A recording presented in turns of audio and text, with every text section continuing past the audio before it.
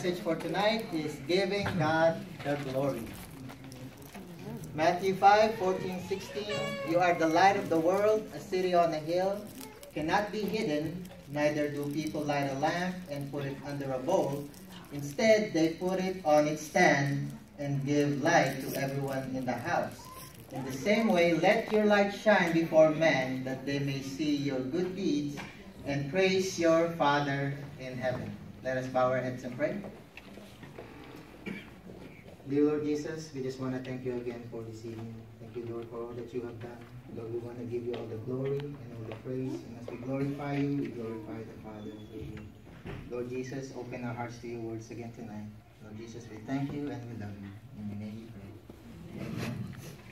Jesus himself fulfilled the mission of being the Lord's servant to be light for the Gentiles, as it was said in Isaiah 42:6, I, the Lord, have called you in the righteousness. I will take hold of your hand. I will keep you and will make you to be a covenant for the people and the light for the Gentiles. And also in Luke 32, a light for revelation to the Gentiles and for the glory of your people Israel. Now Jesus expected all of his followers to do exactly the same thing that he did. Now, what good works do people see in you and I do in our everyday life? That will glorify our Lord. Let your light shine before men, that they may see your good deeds and praise your Father in heaven. How is our faith different from everyone else? Right? How is our faith different from everyone else? One, if we call ourselves Christian, we believe in Jesus Christ. That should be the one thing different between us and everyone else around us, right?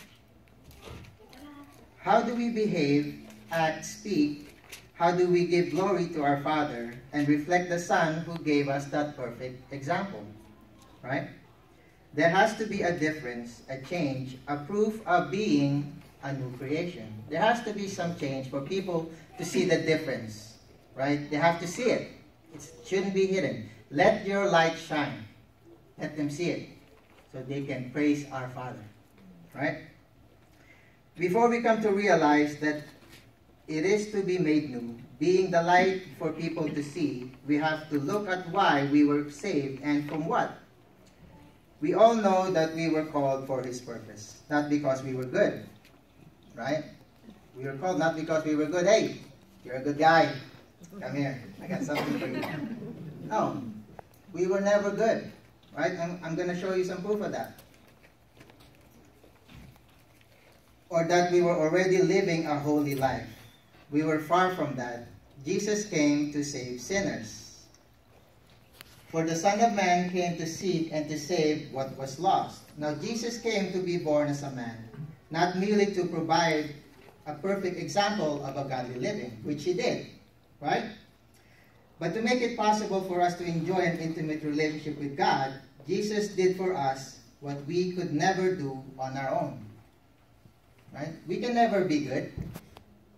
We can try, but eventually we will fail. Not good enough for God's standards. Okay? Remember from last week's message, no one can come to me unless the Father who sends him draws him, and I will praise him and up to the last day.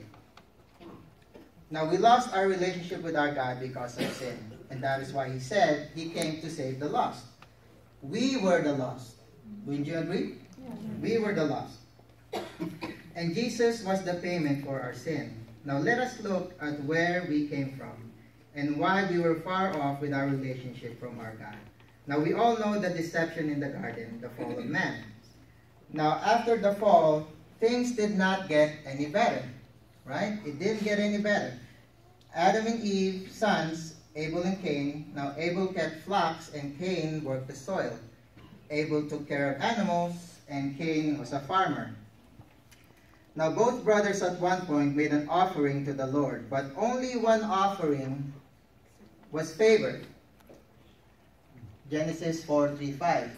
In the course of time, Cain brought some of the fruits of the soil as an offering to the Lord, but Abel brought 5 portions from some of the firstborn of his flock. The Lord took with favor on Abel and his offering, But on Cain and his offering he did not look with favor. So Cain was very angry, and his face was downcast. Abel offered a better sacrifice than Cain, and for that Abel was commended righteous in God's eyes, as it was said in the book of Hebrews. Now Abel offered the right sacrifice, and it was said it made Cain very angry. Why? Why would he be angry? They both made an offering, right? But why did God just favor the one?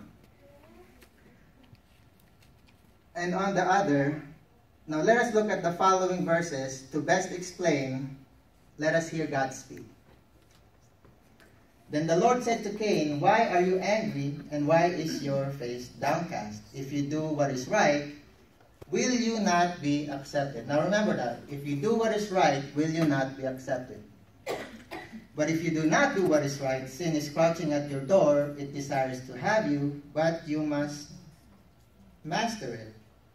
Right? That's kind of weird, right? You must master sin. Right? Now, let's clear that. He says that if you do what is right, sin is crouching at your door. It desires to have you. Now, when you say door, it's like in front of you, right? Something that needs to be opened, right? Sin is already looking for him. It's already there right in front of him. Now, he said, it desires to have you, but you must master it. Doesn't say you have to be a master of sin. Now, I can honestly say we all have a PhD in that at one point. It's basically saying, do not let sin be your master. You must go above the sin. It cannot be your master. Basically, God is saying, if you were obedient to my command, your offering would have been accepted. But Cain let his anger lead him into a very terrible sin. Remember, sin is already right in front of us. Right? We just need to step in or let it in. Now Cain said to his brother Abel, "Let's go out to the field." And while they were out in the field, Cain attacked his brother Abel and killed him.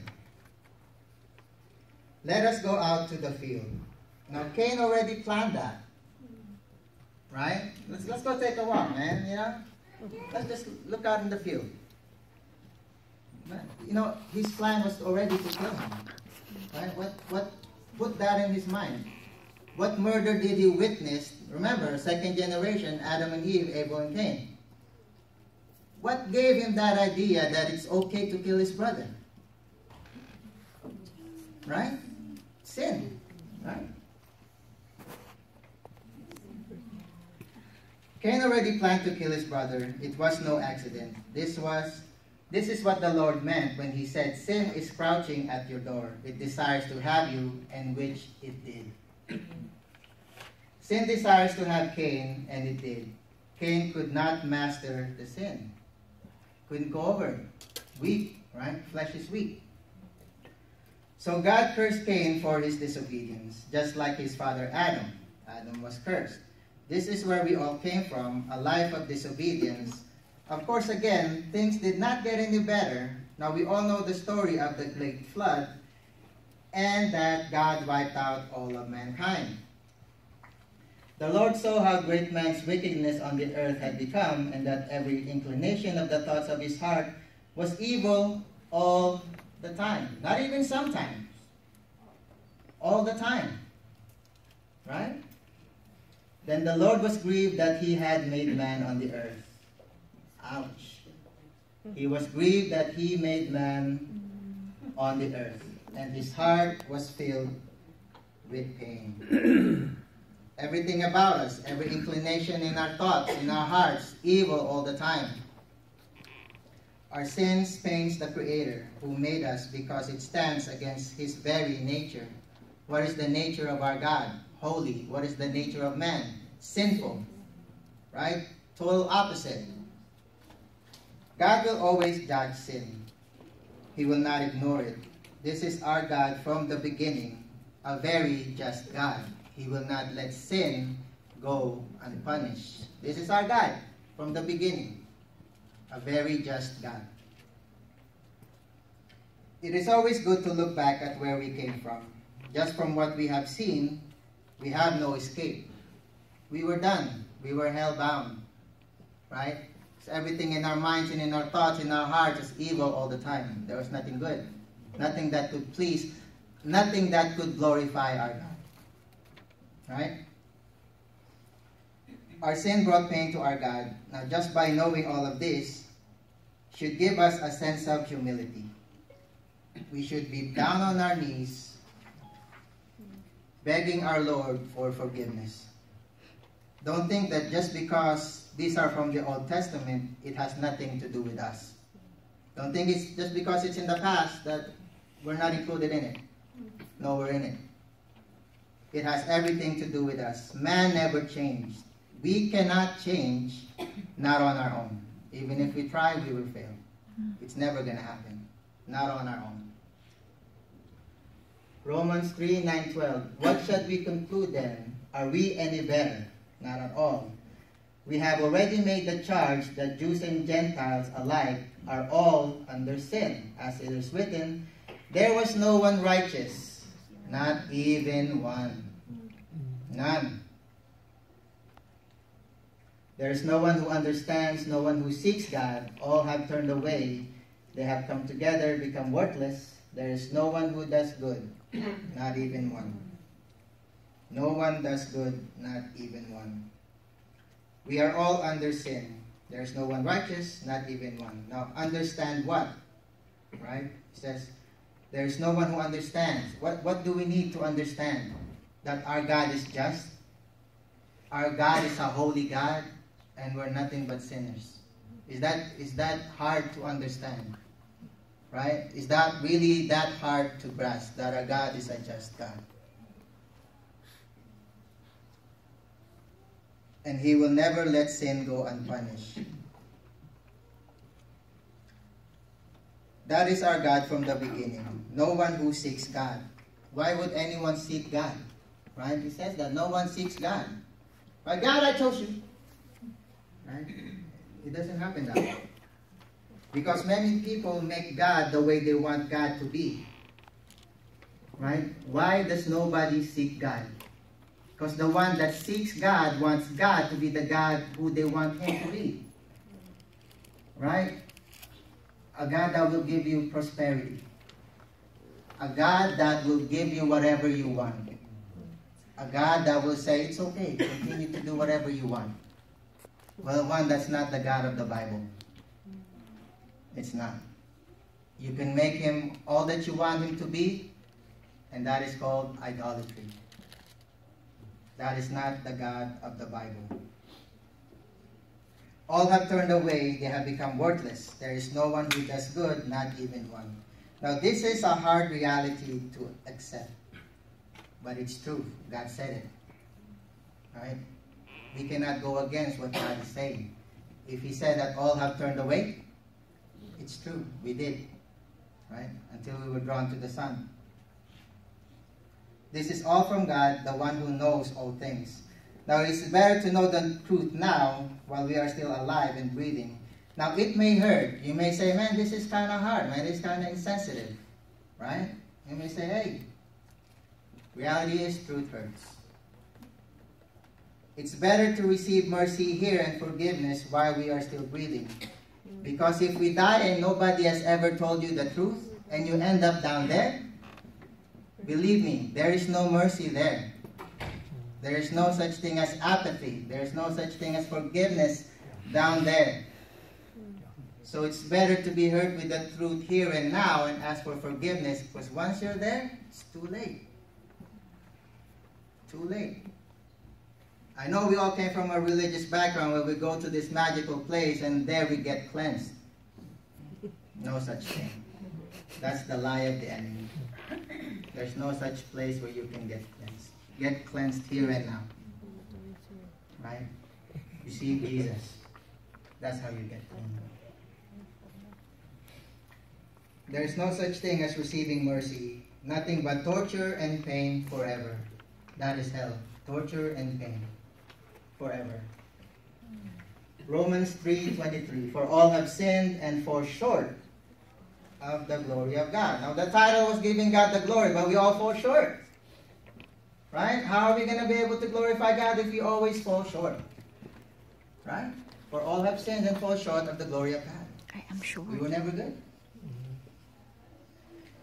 Jesus alone among all that is born on the earth, lived his entire life by the power of the Holy Spirit, always doing his Father's will and never committing a single sin.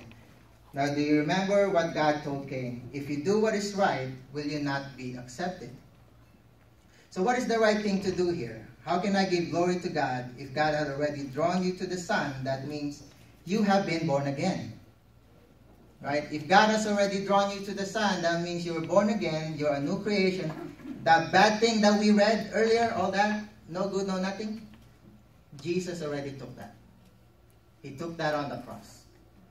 Right? That means you have been made new. You are a new creation. A man named Nicodemus, a Pharisee, came to see Jesus one night, asking about God's kingdom. In reply, Jesus declared, I tell you the truth, no one can see the kingdom of God unless he is born again. Now, as the conversation goes, Nicodemus replied, I am a grown man. How can I enter into my mother's womb again? Right? Simple question. I'm already in my 30s, man. How am I going to get born again? Right? Jesus answered, I tell you the truth, no one can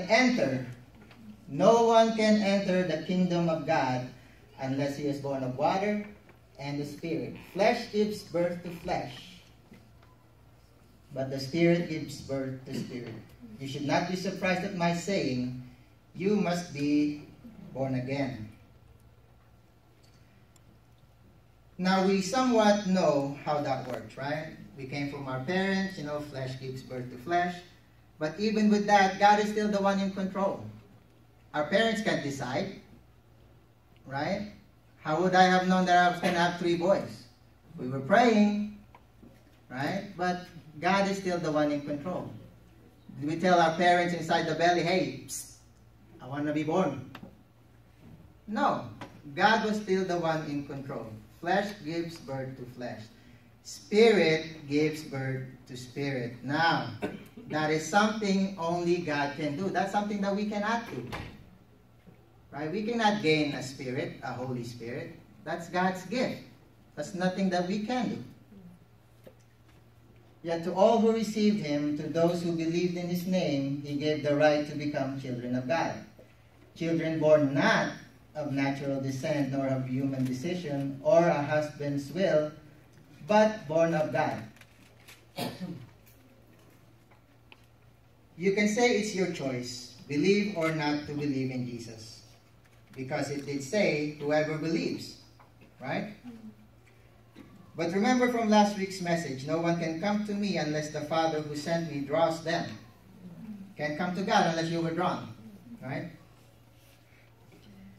And from our previous verse, no one seeks God, all have turned away. Now, God is the one and will always be in control. He is the one who decides. Now, can we make that decision? Can we save ourselves? No. Right? Can we receive the Holy Spirit on our own because of good deeds? No. Right? That's God's gift. Of course not. Don't think that we are any better than those people of the Old Testament. Believe me, we are worse. You think they are bad? We're worse. And I'll tell you why we're worse. We can learn from their mistakes. They cannot learn from us. Cain, what would he learn? He's the second generation. Right? We have many generations, thousands of years to learn from their mistakes. We have scripture, they didn't. We know it, but we choose to break it. Right? So can you say that we're better than them? No, they never had scripture. Another thing, they never had the Holy Spirit. Right? It was never a gift then. Okay, so we are worse than they were. Because we have everything. We have the Bible. Right? We have the guidance of the Holy Spirit to tell us all the truth, to guide us to all truth. Right? That's the Holy Spirit's job. and to live a life how God wants us to live it, by His will. Now, if the Lord was to ask you the same question He asked Cain, if you do what is right, will you not be accepted? Now, let's say Jesus was to visit you one day, right? When you walk out this door, if you do what is right, will you not be accepted? Just ask yourself that, right? So what is the right thing to do? How can I please the God in this life that will give Him glory? I want to do what is right, right? If you call yourself a Christian, I want to do what is right. I want to please my God. I don't want to displease my God. I want to please Him. Why? Because He sent His Son for my mistakes, for my sin. Right? Fair trade? Well, I should be the one on the cross, not Jesus, not an innocent man. But He did it. He took it. And what's the best way to please Him? To be obedient. To follow Him, right? To be conformed to His likeness.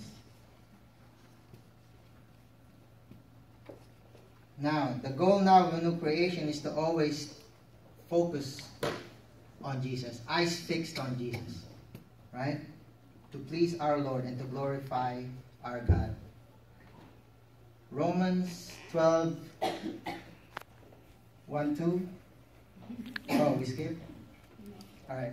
For God did not send His Son into the world to condemn the world, but to save the world through Him. Now whoever believes in Him is not condemned, but whoever does not believe stands condemned already, because he has not believed in the name of God's one and only Son.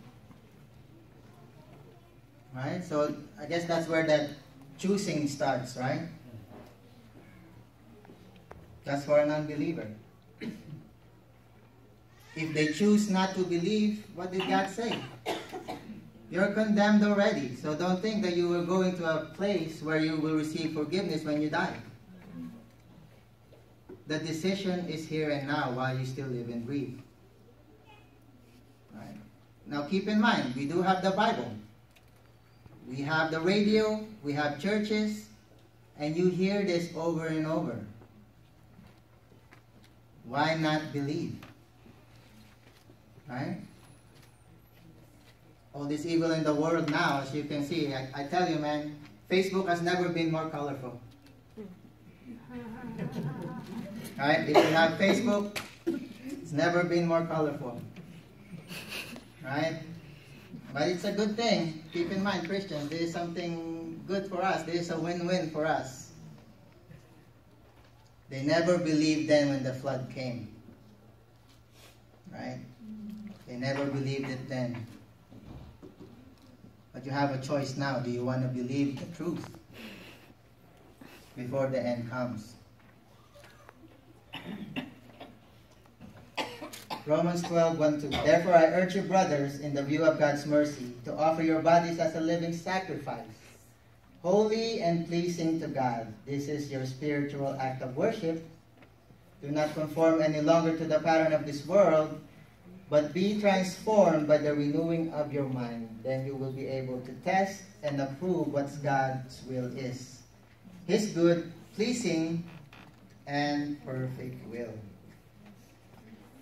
To offer your bodies as a living sacrifice, holy and pleasing to our God. Now, when we think of sacrifice, what's the first thing that pops into your mind? Jesus, right? Jesus is sacrifice.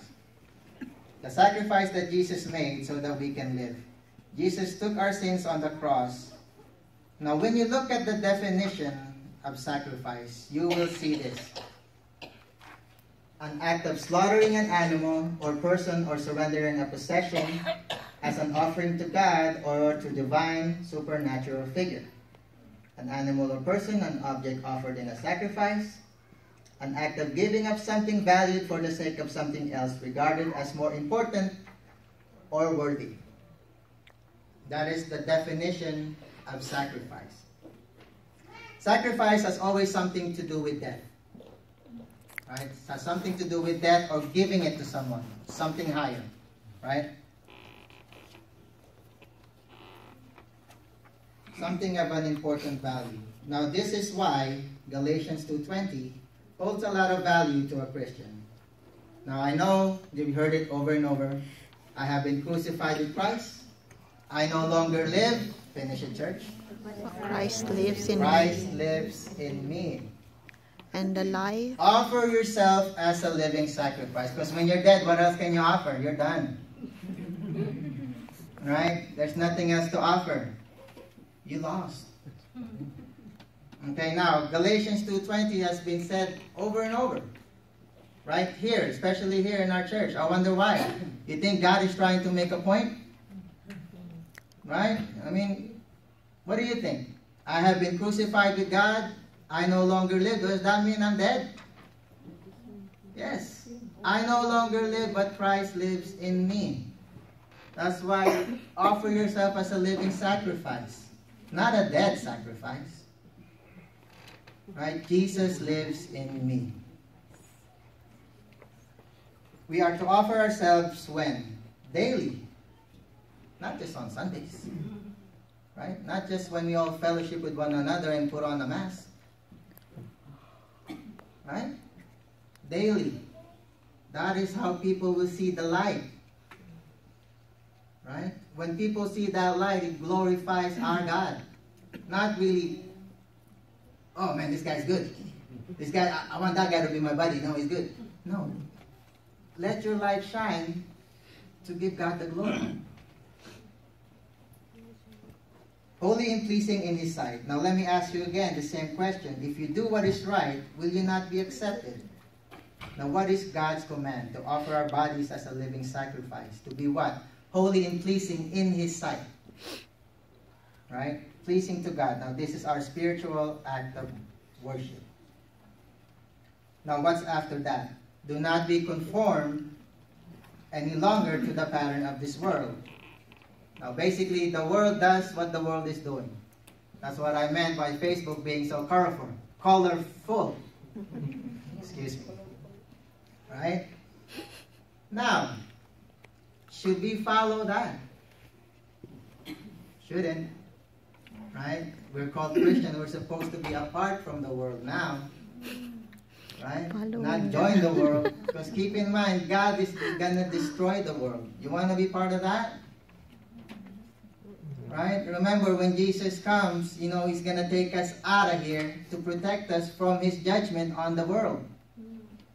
So we cannot be part of that destruction. You want to be part of the world? There. That's what's going to happen. Right? Do not be conformed any longer to the pattern of the world. Be transformed by the renewing of your mind. Then you will be able to test and approve what God's will is, His good, pleasing, and perfect will. Now that is God's commands, and that is how we can give glory to our God. Now that is how we can let our light shine so that people may see, that they may see our good deeds and praise our Father in heaven. Let your light shine, that they may see your good deeds. If you don't let your light shine, how will they believe? It's kind of hard to share to somebody about Jesus Christ if you're doing the same thing. Right? I know some of you've heard the story when somebody in the past, in my high school years, tried to share Jesus to me. You guys familiar with the story? Now, for those of you that are new, we were doing drugs the same time that he was sharing Jesus to me. Now, how could I have believed, hey man, you and I were doing the same, you're going to tell me about Jesus being good? Right? Let your light shine, or else how will they believe? How will they believe if they haven't seen any changes? Now that is why we were called, not to continue living the life that we once lived, but to be changed. Our actions, speech, and all that we do it all for His glory. No longer on our own. We don't belong to ourselves anymore. Things that we do should be able to glorify our God. Actions, speech, everything should be able to give God the glory. Lastly, Colossians 3:17. And whatever you do, whether in word or deed, do it all in the name of the Lord Jesus, giving thanks to God the Father through Him. Now look at the Bible, right? If you go home, Colossians, the heading of this is Rules for a Holy Living. Chapter 3, Rules for a Holy Living. by abiding to His will, being obedient to His commands, is how we can give God the glory. Because it is no longer us who lives, but Christ. Whatever we do in word or deed, do it all in the name of the Lord Jesus, giving thanks to God our Father through Him. Now let me ask you again, how do we give God the glory? Right? By doing His will. That's how we can give God the glory. But it shouldn't be hard, right? Isn't our Jesus worth it? Right? Isn't He worthy? Right? Giving God all the glory in all the things that we do. Do you receive that? Do you believe that? Amen. Let us bow our heads and pray. Dear Lord Jesus, we just want to thank you again for your message tonight. Thank you, Lord, for the sacrifice that you have made. Lord Jesus, without you, we're dead. We have no life. Without you, Lord, we were meant to go to hell. But no, Lord, you came to seek which was lost. We were lost. You came to save us, O Lord Jesus. You came to give us this new life. This new life, Lord, to follow you wherever you go, to follow your will, and to give glory to our Father. Lord Jesus, we just thank you for really touching our hearts, for living inside us, Lord, and making us new. Sin can no longer be our master. You are our master, you are our Lord, our Savior, our King, and we are forever thankful. Dear Lord, again, we just thank you for everything that you have done. And Lord, when we leave this place tonight, Lord, always remind us who we belong to. You are the one that paid it all. You paid the price. You were the one who made that sacrifice. And we thank you forever. Again, Lord, we just thank you for all that you have done. Lord, may you continue to be with us tonight. Lord, we just love you. We love you for all that you have done. Lord, for even our shortcomings, you love us. You never leave us, you never forsake us. Thank you, Lord Jesus.